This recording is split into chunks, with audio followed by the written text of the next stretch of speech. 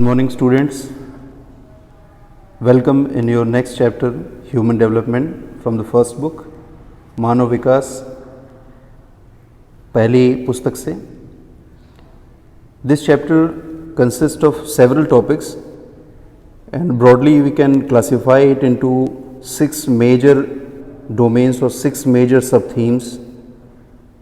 Here are these themes. Difference between growth and development, वृद्धि और विकास के बीच अंतर, कॉन्सेप्ट ऑफ ह्यूमन डेवलपमेंट, मानव विकास की संकल्पना,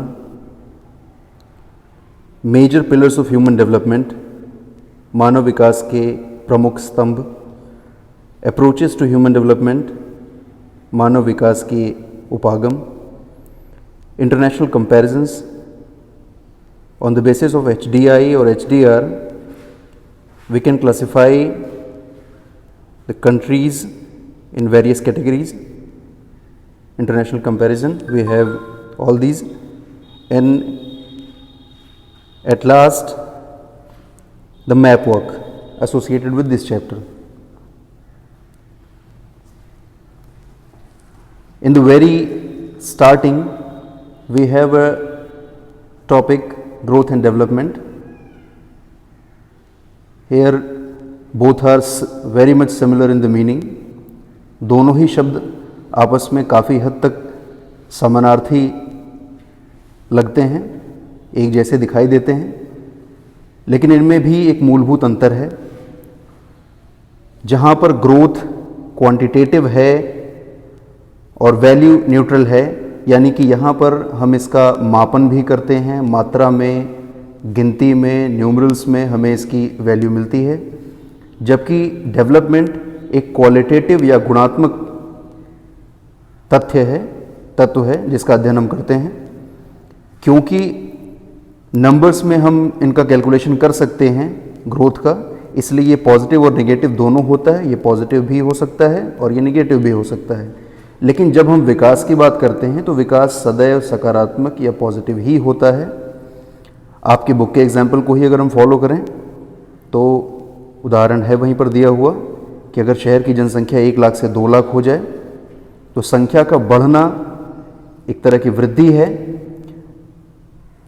लेकिन जब हम शहर में जो इंफ्रास्ट्रक्चर है, शहर में जो आधारभूत संरचनाएं हैं, जब उनका विकास होता है, आवास का, सड़कों का, बिजली सप्लाई का, वाटर सप्लाई का, तो हम ये मानते हैं कि शहर का विकास हुआ है. ये मूलभूत अंतर विकास और वृद्धि में हमें पहले समझना आवश्यक है. इसके बाद हम बात करेंगे ह्यूमन डेवलपमेंट की, कॉन्सेप्ट ऑफ ह्यूमन डेवलपमेंट, यानी कि मानव विकास की संकल्पना. इस शब्द मानव विकास की जो संकल्पना है, इसको आरंभ करने वाले, इसको इंट्रोड्यूस करने वाले एक बहुत बड़े अर्थशास्त्री थे दक्षिण एशिया के, पाकिस्तान के, डॉक्टर महबूबुल हक साहब ने ह्यूमन डेवलपमेंट यानी मानव विकास को एक ऐसे विकास के तौर पर परिभाषित किया जिसमें लोगों को मिलने वाले विकल्पों में वृद्धि हो, यानी उनकी जो चॉइसेस हैं वो इनलार्ज हों, उनके लेवल ऑफ लिविंग और स्टैंडर्ड ऑफ लिविंग में सुधार हो वेलबींग के लिए, उनकी लाइफ पहले की तुलना में ज़्यादा मीनिंगफुल हो, वो अपने टैलेंट्स को यूज़ कर सकें, एक बेहतर ह्यूमन रिसोर्स के तौर पर वो अपनी प्रोडक्टिविटी रखें, पार्टिसिपेट करें सोसाइटी में और अपने लक्ष्यों को प्राप्त करें. महबूबुल हक साहब पाकिस्तान के ही नहीं, विश्व के बहुत बड़े अर्थशास्त्री थे और मानव विकास की संकल्पना में उनका बहुत बड़ा योगदान है. उन्होंने इसकी शुरुआत की. आप इसी स्लाइड में ऊपर दी गई जो तस्वीर है ये महबूबुल हक साहब की है, और दूसरी जो तस्वीर है दक्षिण एशिया की ही एक दूसरे बहुत बड़े अर्थशास्त्री जो भारत के अर्थशास्त्री हैं, प्रोफेसर अमर्त्य सेन. इनका योगदान भी मानव विकास के लिए है. इसको हम अपनी अगली स्लाइड्स में इनकी चर्चा करेंगे, अमर्त्य सेन साहब की. फिर से ह्यूमन डेवलपमेंट यानी मानव विकास की जो संकल्पना है, जिसमें जीवन को बहुत बेहतर स्थिति में कैसे लाया जाए, इसके लिए क्या क्या चीज़ें ली जा सकती हैं, इसको परिभाषित कैसे किया जाए, इसका आकलन कैसे किया जाए, कैसे हम एस्टिमेट करें ह्यूमन डेवलपमेंट को, क्योंकि ये लगातार बढ़ने वाली एक प्रक्रिया है. हम इसे नंबर्स में, केवल नंबर्स में इसे कैलकुलेट नहीं कर सकते। केवल किसी देश की जीडीपी या किसी देश की अर्थव्यवस्था का आकार देखकर हम उस देश में ह्यूमन डेवलपमेंट का आकलन नहीं कर सकते। इस कारण से इन अर्थशास्त्रियों ने ऐसी तकनीक विकसित की जिसके जरिए हम मानव विकास का सही तरीके से आकलन परिकलन कर सकें और उसके आधार पर क्या किए जाने की आवश्यकता है किसी भी देश में, इसके लिए हम योजनाएं बना सकें। जब हम ह्यूमन डेवलपमेंट के मेजरमेंट की बात करते हैं, उसके मापन की बात करते हैं, तो बहुत पॉपुलर एक इंडेक्स इस्तेमाल किया जाता है, ह्यूमन डेवलपमेंट इंडेक्स, मानव विकास सूचकांक। ये हक साहब और अमर्त्य सेन साहब का योगदान है, जिसके कारण बाद में इसकी शुरुआत हुई। यूएनडीपी यानी यूनाइटेड नेशन डेवलपमेंट प्रोग्राम, संयुक्त राष्ट्र विकास कार्यक्रम ने इस कॉन्सेप्ट को, इस संकल्पना को लिया और इसके जरिए प्राप्त होने वाले सूचकांक के आधार पर एक रिपोर्ट प्रकाशित होना शुरू हुई 1990 से हर साल। From 1990 UNDP published HDR Human Development Report with HDI Human Development Index। जब हम इंडेक्स की बात करते हैं कि इंडेक्स को हम मेजर कैसे करें, तो इंडेक्स में 3 इंडिकेटर हैं जिनको इस्तेमाल किया गया है, जो डिफरेंट सेगमेंट्स को कवर करते हैं, डिफरेंट डायमेंशंस को कवर करते हैं। जो पहला इंडिकेटर है, this is associated with life expectancy at birth and overall life expectancy, यानी जीवन प्रत्याशा। ये आपके स्वास्थ्य स्तर को दिखाता है। स्वस्थ और लंबे जीवन को इसमें एक मानक बनाया गया कि लोग ज़्यादा जिएं, ज़्यादा स्वस्थ जीवन जिएं, यानी स्वास्थ्य को पहला आधार बनाया गया। दूसरे आधार के तौर पर जब हम देखते हैं तो दूसरा आधार स्कूल में एक्सपेक्टेड ईयर्स और मीन ईयर ऑफ स्कूलिंग लेकर के एजुकेशनल इंडेक्स के तौर पर इसे डेवलप किया गया, यानी साक्षरता और विद्यालयों में नामांकन और सामान्य रूप से विद्यालयों में जाने वाले बच्चों की संख्या। इसके जरिए हम दूसरे इंडेक्स यानी एजुकेशनल इंडेक्स को भी पा लेते हैं, जो हमारे सोशल स्ट्रक्चर को भी समझा देता है, यानी health status and education status, both are here. And the third one is very important for decent standard living, this is GNI, gross national income, और GDP भी आपने सुना है शब्द। ये कुल जो देश की आय है या प्रति व्यक्ति जो आय है, इसके आधार पर आप आकलन करते हैं, क्योंकि ये सीधे तौर पर हमारी परचेजिंग पावर को दिखाता है। हमारी क्रय शक्ति कितनी है, हम क्या चीज़ों को प्राप्त कर सकते हैं, हम किन चीज़ों के जरिए एक बेहतर जीवन जी सकते हैं, इसके लिए एक न्यूनतम आर्थिक स्तर होने की आवश्यकता है, जिसके लिए इस आर्थिक इंडिकेटर को भी इसमें शामिल किया गया है। There are 3 type of indicators, 2 are social indicator and 1 is economic indicator. जब हम इनको मिला करके, इन तीनों ही स्कोर को साथ में मिला करके कैलकुलेट करते हैं, डिफरेंट स्टैटिस्टिक्स की मदद से, स्टैटिस्टिकल मेथड्स हम इस्तेमाल करते हैं, क्योंकि इन सभी तरह के जो आंकड़े हैं इन सब में यूनिट्स इनकी अलग अलग हैं। जब हम इनको एक साथ मिला करके इनका आकलन करते हैं तो हमें जो आंकड़े प्राप्त होते हैं वो ये सभी सेक्टर्स को शामिल करते हुए होते हैं, जो एक्सेस टू रिसोर्स और हेल्थ एजुकेशन सभी को मिला देते हैं। उसके बाद हम बात करते हैं, ये जो सारी कैलकुलेशन है HDI की, इसके बेसिस पर जो हमें स्कोर मिलता है, वो स्कोर हमें 0 to 1 के बीच में, ये वैल्यू हमेशा 0 to 1 के बीच में वेरी करती है, यानी जो न्यूनतम मान है वो 0 है और अधिकतम मान जो है वो 1 है। न्यूनतम मान 0 होने का अर्थ है कि किसी देश में मानव विकास की दशाएं सबसे नकारात्मक हैं, और सामान्य रूप से ऐसा किसी भी देश में नहीं होता, क्योंकि कोई भी देश लाइफ एक्सपेक्टेंसी भी रखता है, वहाँ पर एजुकेशन कम या ज़्यादा मात्रा में उपलब्ध होगी और कुछ न कुछ इनकम अवश्य करता है।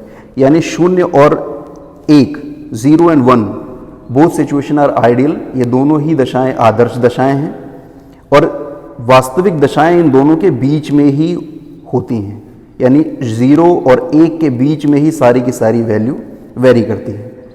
तो जब भी हमें HDI के आंकड़े मिलेंगे किसी भी देश के लिए, तो वो इन 0 और 1 के बीच में ही अवश्य मिलेंगे।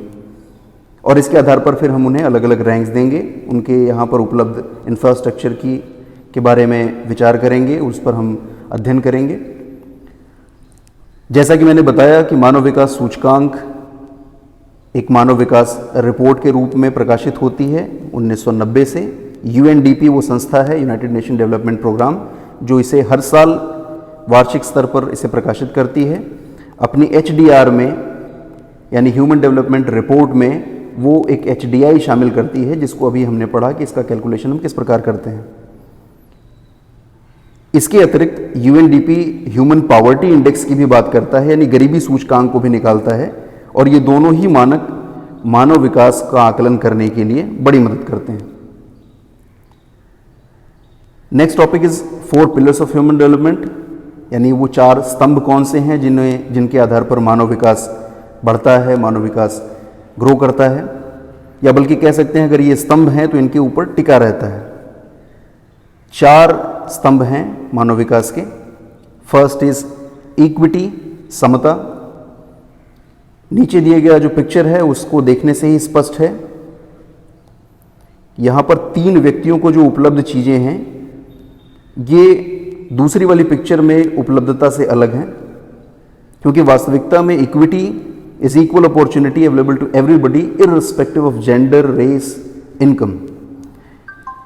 यहाँ पर इक्वालिटी के साथ इसका अंतर समझ लेना आवश्यक है। समानता और समता में एक बेसिक डिफरेंस है।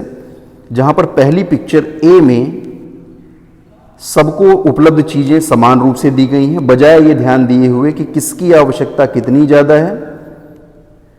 किसी व्यक्ति को आवश्यकता ज़्यादा की है, किसी को उससे थोड़ी कम की है, किसी को काफ़ी कम की आवश्यकता है, लेकिन इसके बावजूद भी जो उपलब्ध चीज़ें हैं, अवेलेबल रिसोर्स इनके पास हैं, ये बराबर हैं। This is equality. लेकिन इक्विटी में आप इससे थोड़ा अंतर करते हैं। इक्विटी बात करता है किसके लिए आवश्यकता कितनी है, जिसको आवश्यकता जितनी उसको उपलब्धता उतनी, यानी availability of resource on the basis of your need. This is equity.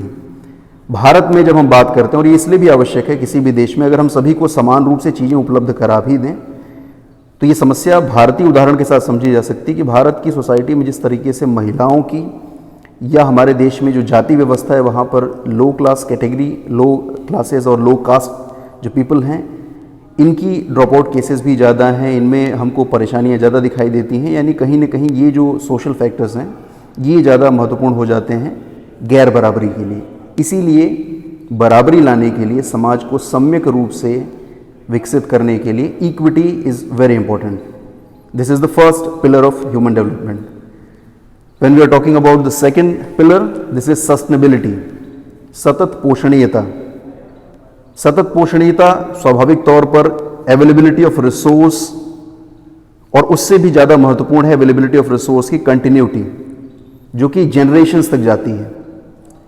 अगर हम सतत पोषणीयता या सस्टेनेबिलिटी के मूल तत्व की तरफ जाएं, उसके कोर एलिमेंट की तरफ जाएं, the core element is intergenerational responsibility, अंतर पीढ़ी उत्तरदायित्व। नीचे दिए गए दोनों पिक्चर्स में ये स्पष्ट है कि किस तरीके से जो पीढ़ियां आपस में जुड़ी हैं वो रिसोर्सेज का हस्तांतरण करती हैं, रिसोर्सेज को ट्रांसफ़र करती हैं। यानी आपको रिसोर्स के कंज्यूमर की बजाय रिसोर्स के रखवाले के तौर पर भूमिका निभानी है। आप उस रिसोर्स को कैरी करके जाते हैं जो आपको अपने पूर्वजों से मिला है, और अपनी फ्यूचर जनरेशन को आप उसे ट्रांसफ़र करते हैं।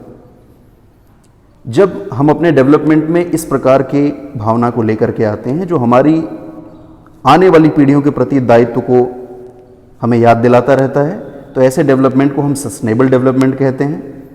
अपनी छोटी क्लासेस में, अपनी पिछली क्लासेस में आपने कई बार ये शब्द पढ़ा है, sustainable development. It means a development with the sense of intergenerational responsibility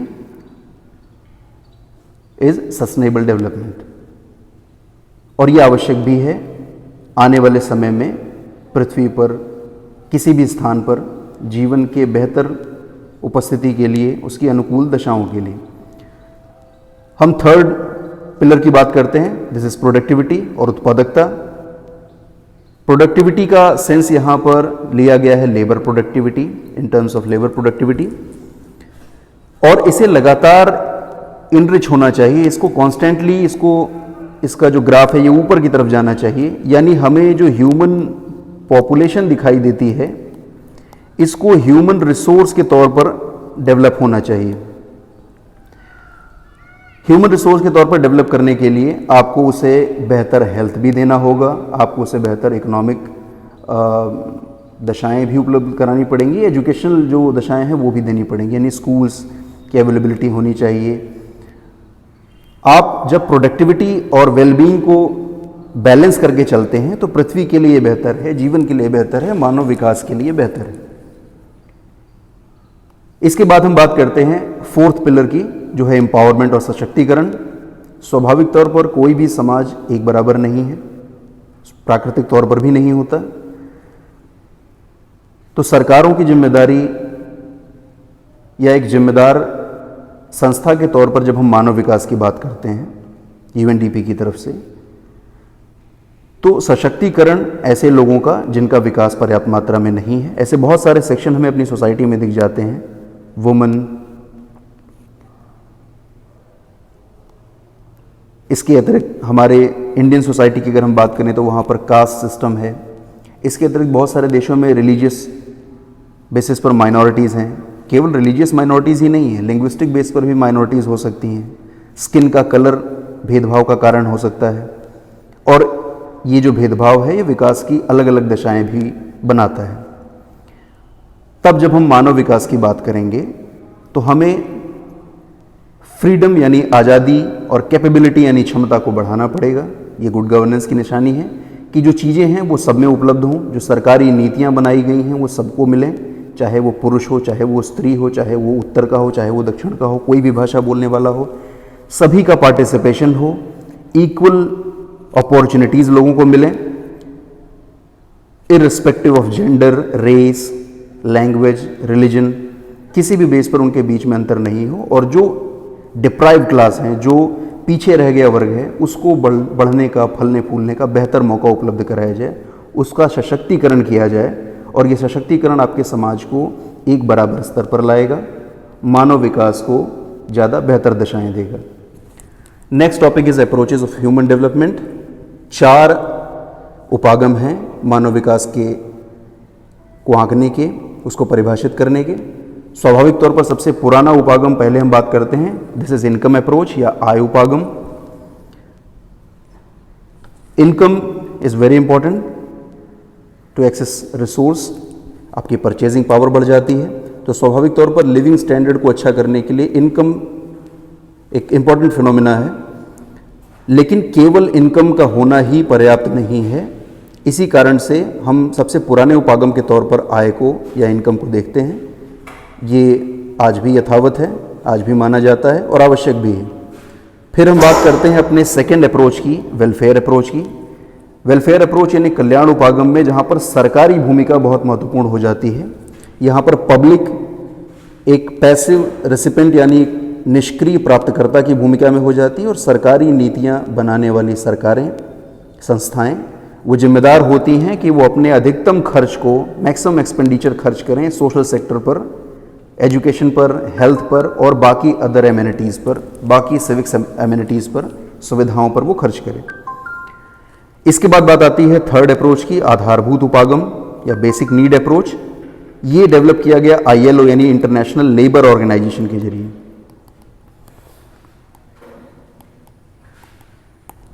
international labour organisation ने 6 मूलभूत आवश्यकताएं इंसान की मानी हैं। सामान्य रूप से हम रोटी, कपड़ा, मकान 3 आवश्यकताओं की बात करते हैं, लेकिन ILO इससे आगे बढ़ करके 6 आवश्यकताओं की बात करता है। पहला स्वास्थ्य, शिक्षा, भोजन, भोजन के साथ साथ जल की आपूर्ति, क्योंकि पीने के गंदे पानी के कारण विश्व में सर्वाधिक बीमारियां होती हैं, इसलिए पीने का साफ पानी, fresh portable water is essential, is a basic need with food and shelter and clothing and all other. Sanitation is very important. आजकल हम कोरोना से प्रभावित हैं, कोरोना से पूरा विश्व प्रभावित है, तो हमें सैनिटेशन या हेल्थ इंडिकेटर पर जब हम बात करते हैं, हमें इसकी भूमिका समझ में आ जाती है कि क्यों स्वच्छता, क्यों आरोग्यता आवश्यक है। इसके बाद बात आती है हाउसिंग की, this is very important. These are 6 basic need according to ILO। हालांकि यहाँ पर ह्यूमन चॉइसेस को इग्नोर किया जाता है। यहाँ पर जो मानवों को मिलने वाली बहुत सारे विकल्प हैं, इन विकल्पों की बजाय केवल इन 6 पर बात की जाती है। केवल इन 6 को पूरा करने पर हमारा ध्यान होता है कि इनका प्रोविजन हो। लास्ट अप्रोच जो हम ह्यूमन डेवलपमेंट को परिभाषित करने के लिए इस्तेमाल करते हैं, दैट इज कैपेबिलिटी अप्रोच, और ये बहुत हद तक जुड़ी है प्रोफेसर अमर्त्य सेन के योगदान से। हम जानते हैं प्रोफेसर अमर्त्य सेन भारत के एक बहुत प्रसिद्ध इकोनॉमिस्ट रहे हैं, एक नोबेल विनर भी रहे हैं। भारत के लिए पहला नोबेल इकोनॉमिक्स में उन्होंने पाया, और वो पाया था उन्होंने वेलफेयर इकोनॉमिक्स के लिए इन 1998। और उसमें उन्होंने बात की ह्यूमन चॉइसेस को बढ़ाने के लिए कैसे हम फ्रीडम को बढ़ाएं। वो फ्रीडम सोशल भी है, इकोनॉमिक भी है और पॉलिटिकल भी है। Unfreedom to freedom, this is the approach of professor Amartya Sen, and this is very much close to capability approach of human development. Next topic is international comparison. अंतर्राष्ट्रीय स्तर पर जब हम तुलनाएं करते हैं HDI के आधार पर, तो हमें बहुत अलग अलग प्रकार के परिणाम मिलते हैं। सामान्य रूप से हमें ऐसा लगता है, पुराने समय में ऐसी बहुत सारी अवधारणाएं भी बनाई गई, बहुत सारे कॉन्सेप्ट्स ऐसे बनाए गए जिसमें ये माना गया कि जिस कंट्री का साइज़ जितना बड़ा है उसका डेवलपमेंट उतना अच्छा होगा, या शायद जिसके पास पर कैपिटा इनकम यानी कि वहाँ पर इकोनॉमिक स्टेटस बहुत अच्छा है वो बहुत अच्छा मानव विकास करेगा। लेकिन ये आधुनिक दौर में जब हम इसका अध्ययन करते हैं और इसके बहुत अलग अलग जो डायमेंशंस हैं, मल्टी डायमेंशंस, उनको चेक करते हैं, तो हमें लगता है, हमें पता चल जाता है कि केवल साइज़ का बड़ा होना, केवल ज्योग्राफिकल साइज़ का बड़ा हो जाना या पर कैपिटा इनकम इकोनॉमी का बड़ा हो जाना ह्यूमन डेवलपमेंट को परिभाषित नहीं करता। ये अकेला कारण नहीं है, ये निश्चित रूप से प्रभाव डालता है, लेकिन ये अकेला कारण नहीं है। उदाहरण के तौर पर हम फिर आपकी टेक्स्ट बुक के एग्जाम्पल ही इस्तेमाल करते हैं। श्रीलंका और ट्रिनिडाद टोबैगो जैसे देशों की बात की गई है और इनकी HDI हमारे अपने देश इंडिया से बड़ी है। भारत विश्व का 7वां सबसे बड़ा देश है। We have 7th largest geographical area in the world, लेकिन इसके बावजूद भी बहुत छोटे छोटे, हमारे किसी एक राज्य से भी छोटे श्रीलंका और ट्रिनिडाद टोबैगो जैसे देश मानव विकास के आंकड़ों पर हमसे बेहतर प्रदर्शन करते दिखाई देते हैं। और ये स्पष्ट करता है कि केवल अर्थव्यवस्था का बड़ा आकार या ज्योग्राफी का बड़ा आकार, बड़ा क्षेत्रफल, यही आपके मानव विकास को परिभाषित नहीं करता। जब हम HDI के आंकड़ों को ध्यान से देखते हैं तो हमें बहुत सारे अंतर एक दूसरे के बीच में दिखाई देता है। उसके एसोसिएटेड बहुत सारे कारण भी हैं, बहुत सारे उसके जिम्मेदार फैक्टर भी हैं। 2018 के HDR के बेसिस पर आपकी टेक्स्ट बुक में भी इसे इस्तेमाल किया गया है, HDR में भी इसका जिक्र है, UNDP साइट्स पर भी आप जाएंगे वहाँ पर भी ये मिल जाएगा। ऐसे बहुत सारे ग्रुप्स बनाए गए, very high, medium and low category groups बनाए गए on the basis of HDI score of various countries, और इनमें एक रेंज रखी गई, रेंज ऑफ HDI। अगर रेंज 0.8 के ऊपर हो, जैसा कि हमें पहले से पता है कि HDI की वैल्यू हमेशा 0 to 1 के बीच में वेरी करती है, बोथ आर आइडियल सिचुएशन, और एक्चुअल सिचुएशन इसके बीच में मिलेगी। 0.8 के ऊपर के जो आंकड़े जिन देशों के हैं, उन देशों को हम वेरी हाई या अति उच्च मानव विकास सूचकांक वाले देशों की श्रेणी में रखेंगे, और 2018 के आंकड़ों के अनुसार उनकी संख्या 59 है। स्वाभाविक तौर पर इन देशों में इनकी इकोनॉमी का बड़ा हिस्सा, इनके बजट का बड़ा हिस्सा सोशल सेक्टर पर खर्च होता है। जो तीनों इंडिकेटर्स हमने HDI कैलकुलेशन में इस्तेमाल किए थे, ये तीनों ही मानकों पर बहुत बेहतर प्रदर्शन कर रहे हैं। स्कैंडिनेवियन देशों की बात करें हम, नॉर्वे, स्वीडन, डेनमार्क, ये सभी का प्रदर्शन बहुत अच्छा है। पश्चिमी यूरोप के बहुत सारे देश हैं, स्विट्ज़रलैंड वगैरह, जिनका मानव विकास हमें बहुत अच्छा दिखता है। स्वाभाविक तौर पर वहाँ पर जो फैक्टर्स हैं वो सभी ज़्यादा अनुकूल हैं। फिर हम बात करते हैं हाई कैटेगरी की। यहाँ पर जो आंकड़ा वेरी करता है 0.701 to 0.799 HDI। इस क्लास इंटरवल में आने वाले देशों को हाई या उच्च मानव विकास सूचकांक वाला माना गया है। ऐसे देशों की संख्या 53 है, और ऐसे देशों में पहले वेरी हाई कैटेगरी वाले देशों की तुलना में इनका जो सेक्टर है वो थोड़ा कम डेवलप है या वो डेवलप करने की दशा में है। इसमें भी अधिकांश देश यूरोप के हैं, उत्तरी अमेरिका से भी कुछ देश हैं, ऑस्ट्रेलिया वगैरह ऊपर की कैटेगरी में आते हैं। उसके बाद बात आती है 0.550 to 0.700 वाले रेंज की, और ये मीडियम या मध्यम स्तर के मानव विकास की बात करता है। 39 देश यहाँ पर शामिल हैं, 39। भारत इन्हीं में शामिल है। हम मध्यम मानव विकास सूचकांक वाले देशों की श्रेणी में है। और सबसे आखिर में बात आती है लो, वेरी लो, बिलो 0.549, जिनकी संख्या 38 है। इन देशों में मानव विकास का स्तर सबसे न्यूनतम है। यहाँ पर अस्थिर सरकारें आपको देखने को मिलेंगी, यहाँ पर शिक्षा की बेहतर व्यवस्था नहीं है, रोगों की जो फ्रिक्वेंसी है वो बहुत ज़्यादा है, मरने वालों की तादाद बहुत ज़्यादा है। और इन ऐसे देशों में उनकी अर्थव्यवस्था भी छोटी है, लोगों के बीच में आय का वितरण भी बहुत असमान है। A very huge gap between rich and poor, एक डिस्पैरिटी, एक इनइक्वालिटी उन सोसाइटीज़ में हमें दिखाई देती है, जिनकी संख्या कुल 38 या 38 बताई गई है। यहीं पर एक बड़ा रोचक उदाहरण मिलता है हमें भूटान का। भूटान हमारे पड़ोस में एक देश है, बहुत छोटा सा नन्हा सा देश है, और ये पूरे विश्व से अलग एक अलग तरह के आंकड़े को इस्तेमाल करता है अपने विकास के मापन के लिए। ये अकेला ऐसा देश है पूरी दुनिया का जिसने ऑफिशियली यानी आधिकारिक तौर पर अपने देश के विकास का मापक रखा है ग्रॉस नेशनल हैप्पीनेस, यानी सकल प्रसन्नता, राष्ट्रीय प्रसन्नता। और इसको मापने के लिए उसने बाकायदा इसकी एक संस्था बना रखी है जिसका लोगो आप देख रहे हैं। इस ग्रॉस नेशनल हैप्पीनेस को परिभाषित करने में यहाँ पर गुड गवर्नेंस भी शामिल है, cultural diversity, education, health, living standard, ecological balance, very important. यहाँ पर बात की गई है केवल मैरिटल जो मटेरियल प्रोग्रेस है, केवल भौतिक उपलब्धता को या भौतिक विकास को ही विकास का मापक नहीं माना गया। इन्होंने जो सबसे ज़्यादा जोर जिस चीज़ पर दिया वो है कल्चरल और स्पिरिचुअल लाइफ। भूटान ने सांस्कृतिक और आध्यात्मिक जीवन के विकास पर ज़्यादा जोर दिया है, यानी विकास को परिभाषित करने के लिए बजाय भौतिक आंकड़ों के उपयोग करने के भौतिक दशाओं पर ज़्यादा जोर न दे करके उनका जो एम्फेसिस है that is on cost of that is on happiness, happiness in real sense with cultural and spiritual life. यानी कि क्वालिटेटिव एस्पेक्ट की बात वो करते हैं क्वांटिटेटिव से कहीं ज़्यादा। इसके बाद हम बात करते हैं चैप्टर को हम अगर रिकैप करें तो इस चैप्टर में जो चीज़ें हमें पढ़ने में मिलती हैं मानव विकास परिभाषा के साथ, इसके 4 स्तंभ, इसके 4 उपागम भी, समता, सतत पोषणीयता, productivity, empowerment, equity, sustainability, productivity and empowerment, Hindi और इंग्लिश दोनों में, income approach, welfare approach, basic need approach and capability approach, these 4 are approaches of human development.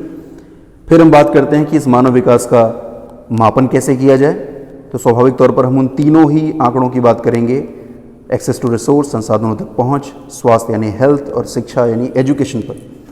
और इन सभी आंकड़ों को मिला करके अगर हम विश्व के सभी देशों का एक आकलन करें, इनका परिकलन करें, तो इनका वर्गीकरण भी हम कर सकते हैं अलग अलग कैटेगरीज में। सामान्य रूप से यहाँ पर 3 कैटेगरी दी गई है। अभी नई पुस्तकों में, नई रिपोर्ट्स में एक चौथी कैटेगरी की चर्चा भी है। उच्च के ऊपर एक अति उच्च कैटेगरी जोड़ दी गई है, very high, high level of development, medium and low level of development. इसके बाद हम बात करते हैं वर्ल्ड मैप की। अगर 2018 का आंकड़ा 2018 का हम डेटा चेक करें ऑन वर्ल्ड मैप, तो हमें कुछ ऐसी स्थितियां दिखाई देती हैं। इसमें स्वाभाविक तौर पर जो ऊपर की ये 3 शेड हैं, जिन देशों में हमें ये दिखाई दे रही है, पश्चिमी यूरोप यहाँ दिखता है, कनाडा और यूएस दिखते हैं, ऑस्ट्रेलिया जैसे देश दिखाई देते हैं, यहाँ बगल में हमें जापान भी दिखाई देता है। इन सभी देशों में मानव विकास का जो स्तर है वो सर्वोच्च है। इसके बाद बात आती है शेड के थोड़ा हल्के होने की। इसमें जो देश शामिल हैं उनका मानव विकास उच्च है, रशिया, चाइना, ये सारे देश इसमें रहते हैं, ब्राज़ील और अर्जेंटीना वगैरह देश भी इसी में शामिल हैं।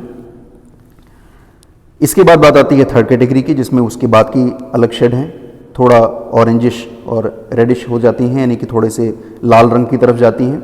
ये मध्यम विकास वाले देश हैं जिनमें भारत भी शामिल है। अफ्रीका के बहुत सारे देश यहाँ पर शामिल हैं। और उसके बाद सबसे बुरा प्रदर्शन करने वाले या मानव विकास का सबसे न्यूनतम स्तर रखने वाले भी देश हैं। स्वाभाविक तौर पर अफ्रीका में इनकी संख्या ज़्यादा है। यहाँ पर एक लिस्ट है उन्हीं 4 कैटेगरीज की, very high, high, medium and low category of human development. और मैंने यहाँ पर वेरी हाई कैटेगरी के 10 देशों को रखा है। हाई कैटेगरी से हमने 5 देशों को निकाला है जिनका आंकड़ा 0.799 तक है। इसके बाद मीडियम डेवलपमेंट के देश भी हमने रखे हैं, जिनमें भारत को भी शामिल किया है, इसलिए यहाँ पर थोड़ा मात्राएं ज़्यादा दिखाई दे रही हैं देशों की, यहाँ संख्या थोड़ी ज़्यादा है। इसके बाद अगर हम लो लेवल ऑफ डेवलपमेंट की बात करें तो ये वो 5 आंकड़े हैं जो न्यूनतम 189 देशों में, इन 189 countries, niger has 189th rank, 188 for Central African Republic, 187 for Chad, South Sudan and Burundi. These are lowest level of human development according to 2018 HDR. और आपका काम ये होगा कि आप वर्ल्ड मैप के ऊपर एटलीस्ट 5 फ्रॉम ईच कैटेगरी आप उन देशों को प्लॉट करेंगे, अपने मानचित्र पर उसे अंकित करेंगे और अपनी उत्तर पुस्तिका में, अपनी नोटबुक में आप उसे पेस्ट भी करेंगे। ये आपके लिए एक होमवर्क भी है, एक असाइनमेंट भी है, और ज्योग्राफी को, स्पेशली रीजनल ज्योग्राफी को पढ़ने का सबसे बेहतर तरीका भी है। धन्यवाद।